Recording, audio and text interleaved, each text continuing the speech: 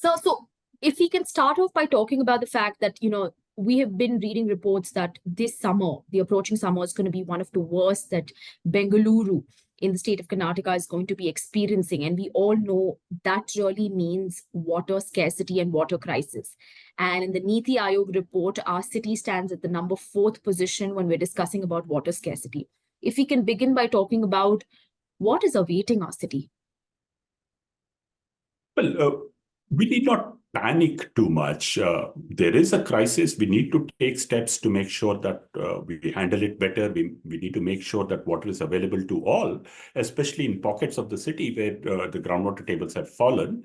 But just to give you a perspective, we are drawing 1,450 million liters per day from the river Cauvery. And actually, the population of Bangalore is considered as 14.5 million itself. There is 100 liters per capita per day available from the Cauvery, and that's good enough. The key question is, will the water reach all of us in Bangalore? Will it reach all the 14.5 million? If it does so, then we have 100 LPCD and we don't have to worry. We also don't have to worry because the 4 dams of the Cauvery, the Kabini, the Hemavati, the Harangi, and KRS, all 4 put together, have enough and more waters to last us till June when the rainfall comes to supply us 1,450 million liters per day. And in the coming days, an additional 775 million liters, which will come as part of Cauvery 5th stage. So therefore, that would be good enough for us. But we have to take some good measures for it. And Sarah, we can lead the conversation on that front if you want to. Yeah. So, I was just reading also, since you just spoke about the reservoirs and, how we have water in it, but correct me if I'm wrong. I was reading a report which said that if we had to, like just very recently, we had to release water from the Krishna basin for chili crops to be saved. And if that kind of a demand comes in from any of the reservoirs, if we have to let out water in the month of April and May for crops, reservation on this sort, by any chance, would that really affect the drinking water purpose that's being supplied to the city of Bangalore? Globally, it is recognized, and also in the national water policy and state water policy, that drinking water has the first priority, right? Domestic water and drinking water. The second priority is for agriculture. It would make sense for us to hold this water in the dam for domestic drinking water supply, not only for our city of Bangalore, but also for rural areas, right? All the villages too. And therefore, it doesn't make sense to grow any crop, and there won't be any demand of agriculture in this particular belt, because here the crop demand comes only in August, September, and October.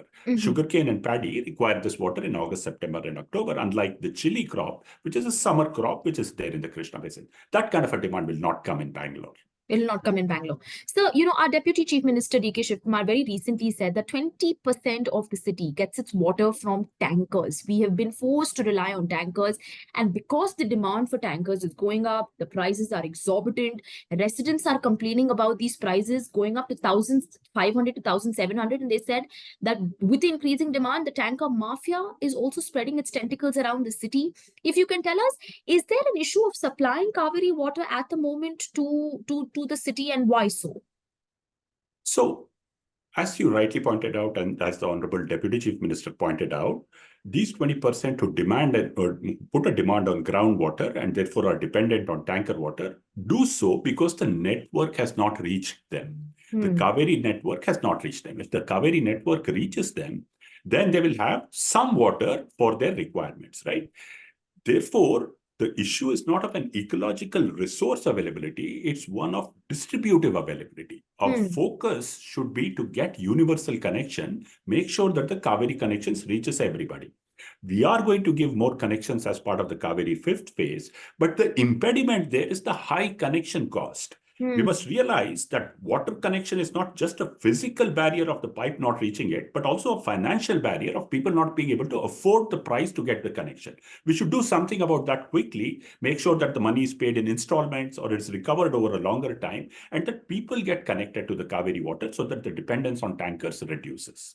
Absolutely. So if you can throw some light on borewell situation as well, because in these reports that we were reading as well, about 400 of the borewells in the urban locality of the city of Bangalore are found to be, almost dried up. And if we really have to look at this, the demand then goes up because borewells are drying. So, again, the tanker mafia says we have to go a great distance, fill up that water. It takes that much amount of time. It takes that much amount of money. Hence, we have to charge the people who rely on us so much. So if you can throw some light and tell us that if Bangalore is experiencing depleting groundwater, bore wells are drying up, what is next?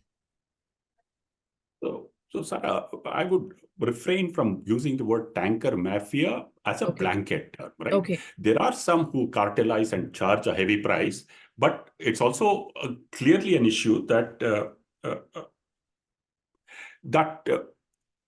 they are providing a service to places where the city network has not reached. It's the state failure which is causing the tanker operators to come into play. And Right. let's also appreciate some of the service they give, because they do so during times of need. Some of them cartelize, and that mafia has to be avoided.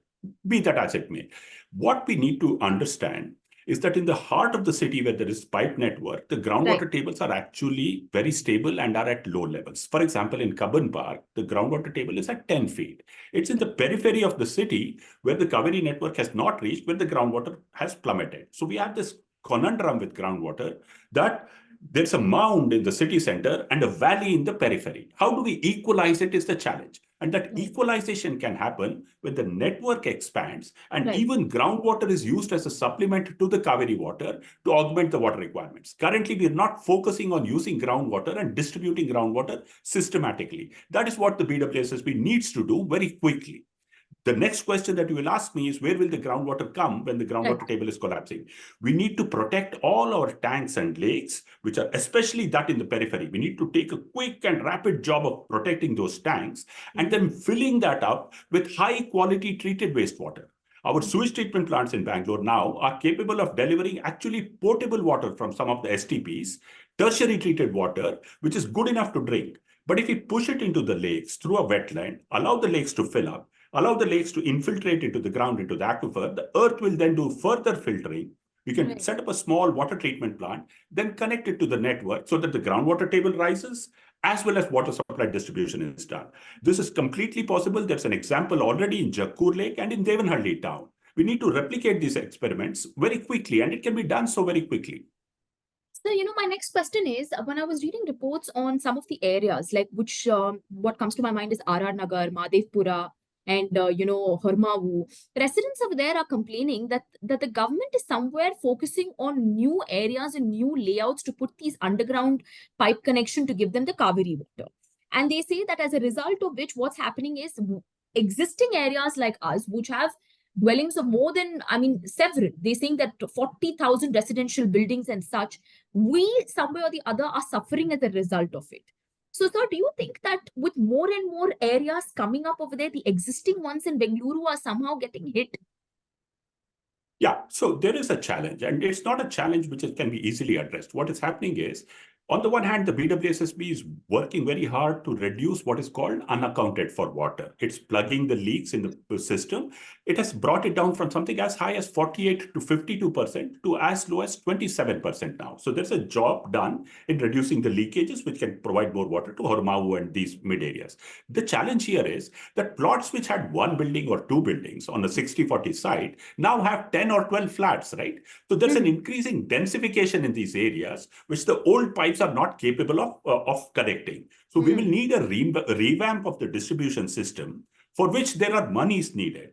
The big question is, how do we make the BWSSB financially stable and viable, capable of investing in expanding the network, also upgrading the network? If citizens don't pay the true cost of water, if the government does not do a water tariff revision and make sure that the prices are commensurate with inflation, how will the BWSSB have monies to invest in all these upgrades?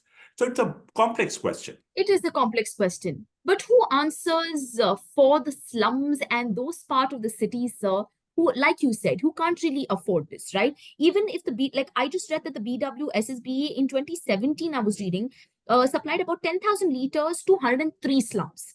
As per, like, like I was just doing my a little bit of my study and I found out this. So if you can tell me that in this entire scenario of money and cost and, demand going up, what do slums and the underprivileged sector of the city do?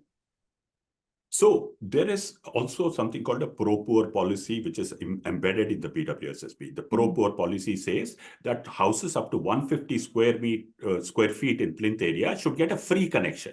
150 square feet to 600 square feet should get a connection at 25% of connection charges. Every house in the slum should get an individual connection to both water supply and sanitation. That there should be no legal barrier to it, only the presence of an electricity bill, a ration card, any document which identifies them as a resident there, where a bill can be given, should be good enough for them to get a connection. We should pursue a pro-poor policy drive in which we go from slum to slum, make sure that every individual building there is connected on a war footing. This is a political decision. It can be done very easily if we put our hearts and minds to it. We already have the policy in place. All we need to do is to get it on the ground. Very rightly said, sir. Sir, in what way can, apart from residents, the key industries maybe, or the key parties can play a key role in ensuring that, water conservation can be improved in our city, or on the whole in Karnataka, if you can throw some light. I'll give you very quickly 3 examples. One is the power plant coming up at Yelahanka, which is a natural gas-based power plant. They have invested something like 60 crores to upgrade a sewage treatment plant at Jakkur to take it to 15 MLD. And all the water demand of this power plant will come from that 15 MLD treated wastewater from Jakkur. So they will not put any demand on groundwater or fresh water at all. BEL, Bharat Electronics Limited, has through its CSR fund invested 13.5 crore to set up a 10 MLD wastewater treatment plant next to Dodbamasandra Lake, of which they can possibly draw just 2 million liters per day for themselves and give 8 million liters per day to feed the Dodbamasandra Lake and the chain of lakes there, so that the lakes are full and the groundwater can come up, right? And therefore, the demand of BEL is also reduced for fresh water, and they are able to use the groundwater well.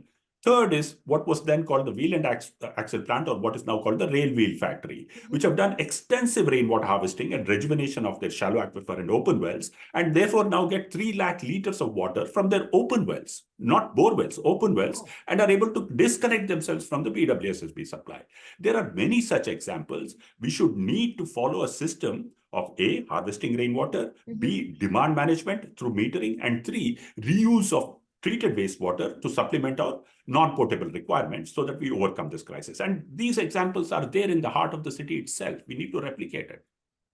Is Mekadatu a solution, sir?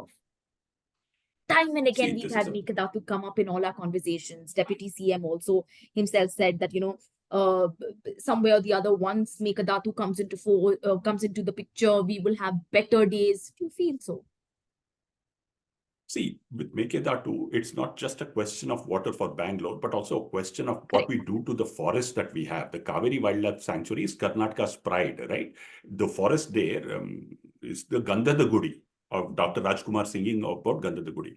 Are we ready to destroy our Gandhadagudi to bring water to ourselves? Is a question that we have to ask ourselves, and that's a broader question. However, till Mekadatu comes, even if Mekadatu gets all environmental approvals, it starts to roll out, it will take some years to fix the problem. In the meantime, if we find localized solutions, we will be able to overcome this dire situation which is forecast for Bangalore with smart technology, but with smarter investment. What we have is not a water crisis. What we have is a governance crisis and a financial crisis of investment. If we do the governance right, if we do the investment right, I believe that we won't need a Mekadatu at all. Very well said, sir. I think you've answered all my questions very beautifully, sir. Anything else that you would like to add on this topic, sir? Let me do a quick water balance for you for Bangalore city. And I just want to tell you how we can manage a population of 30 million. Sure, sir. With the existing resources, we are getting 1,450. We will get another 775. That's 2,225 million liters per day from the Cauvery water. Right. What we get as rainwater on the city is 3,000 million liters per day equivalent. If we are able to harvest 50% of it, we get an additional 1,500 MLD. What we generate as wastewater is now currently 1,440 million liters per day. It will go up to 2,000 million liters per day. We can completely recycle the treated wastewater, not only for ourselves, but also for the lakes of Kolar and Chikballapur. Mind you, not just protracted navel gazing for the city, but taking care of the farmers' interest in drought-prone Kolar, Chikballapur, Anikal, Bengaluru rural, etc., etc. Make sure that 64,000 families of farmers get assured water security, assured livelihood security, so that we in turn get food security, right? We bring 1 million acres into cultivation on a regular basis with the waters that we have. And we are able to support 30 million people in Bangalore. Not only that, we support and make sure that all our lakes become the equivalent of Rangantittu. You just have to go to Jakkur Lake now, which is filled with treated wastewater. There are painted storks, pelicans, stills, you name it. There's a huge bird biodiversity. It's the equivalent of a Rangantittu, right in the heart of our city. Every one of our lakes can become a Rangantittu. So we protect livelihoods, we restore the ecology, we have water for ourselves and self-sufficient and sustainable water for ourselves. Bangalore was the first city to bring pipe water to itself in 1894. First city to set up an institution called the BWSSB in 1964. The first to do that. Yes. It's the only city which meters all its connections. The only city which has 55 wastewater treatment plants and 3,500 at apartment level, right? This is a can-do city. It's not sit and complain city. What we need to do is to make sure that we become an exemplar, not only for ourselves, but not only for the state, not only for India, but for the rest of the world. That potential is there. Those examples are there. All we need to do is to follow up. Perfect, sir. If you just had to wrap this up for me and say it's not a water crisis that Bangalore's staring, but rather, what would you say is the situation? It's an imagination scarcity. We don't have the right imagination. We have all the solutions. We don't have the institutional imagination to be able to say, hey, this is an opportunity where we can demonstrate solutions which are sustainable, climate resilient, socially just, and environmentally beneficial, right? We can do that if we channelize the right investments. This is a city which generates $350 billion as GDP. A city which that $350 billion is completely dependent on the lifeline, which is the Cauvery, right? Those 4 pipes which bring water to the city. Look, we need to not only to take care of our lakes, but we need to take care of the catchment of the Cauvery in Kodagu and other places in the Himavati so that the river flows crystal clear and clean. Our responsibility as a city extends far beyond our boundaries. It extends to the forests of the Western Ghats and the farmers in Kolar and Chikballapur who can benefit from our treated wastewater. Let's just exercise our responsibility with the powers that we have, and we have solutions. Thank you so much, sir. I think that was a beautiful interview and a conversation, sir. You've wrapped up everything for me, and it was a pleasure talking to you, sir.